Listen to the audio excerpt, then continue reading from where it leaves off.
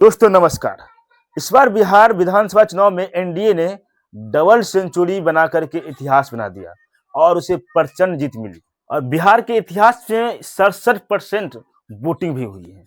ये अब तक का ये सबसे बड़ा इतिहास है कि बिहार विधानसभा का चुनाव में 67% वोटिंग हुई, जहां एक तरफ लगातार 20 साल से सत्ता में सरकार जो रह रहे हैं उनको बचाने के लिए ये 67% वोटिंग हुई है।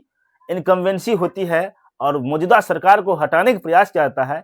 वहीं पर इस बार विपक्ष को हटाने का प्रयास किया गया और सत्ता में जो लोग है उनको फिर से बैठाने की वो ये मैं नहीं, ये वोट परसेंटेज का आंकड़ा कह रहा है। जिस प्रकार से बिहार में वोट का परसेंटेज रहा था तो लग रहा था कि इस बार जो बिहार में सत्ता परिवर्तन होके रहेगा, लेकिन हुआ कुछ उलट और जो सरकार थी 20 साल से फिर से उसी सरकार को एक प्रचंड जनादेश मिला है और बिहार में फिर से उसे सत्ता की कुर्सी तक उसे पहुंचाया है।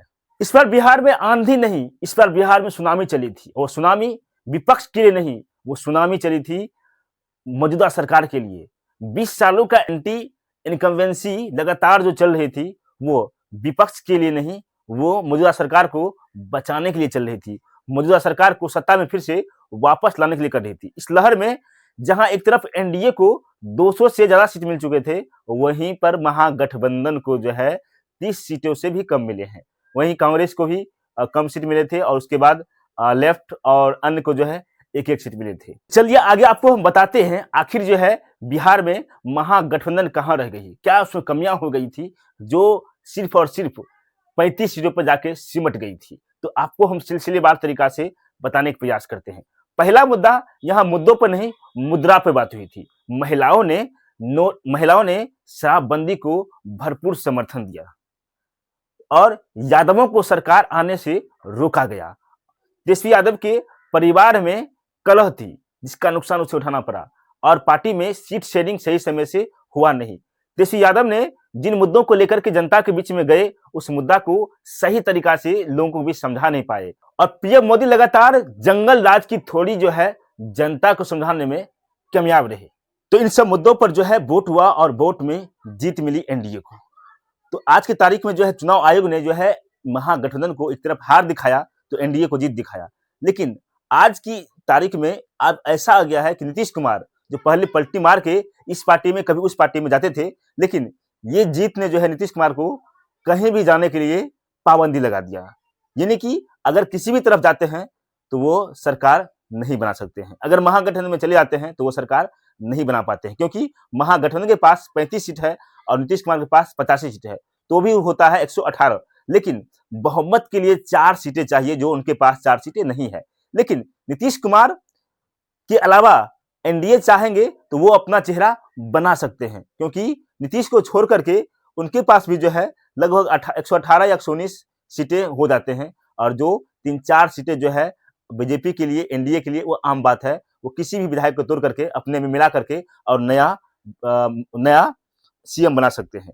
लेकिन आज की तारीख में नीतीश कुमार ही क्यों मुख्यमंत्री के चेहरा है? आज की तारीख में नीतीश कुमार ही, आखिर जीते कोई भी लेकिन मुख्यमंत्री नीतीश कुमार ही क्यों होते हैं? अब आते हैं दूसरे मुद्दे पर, जहां एक तरफ जो है प्रचंड बहुमत से बीजेपी सत्ता में, एनडीए सत्ता में आ चुके हैं, तो वहीं पर जो है विपक्ष को इस जीत में कुछ गड़बड़ लग रहा है।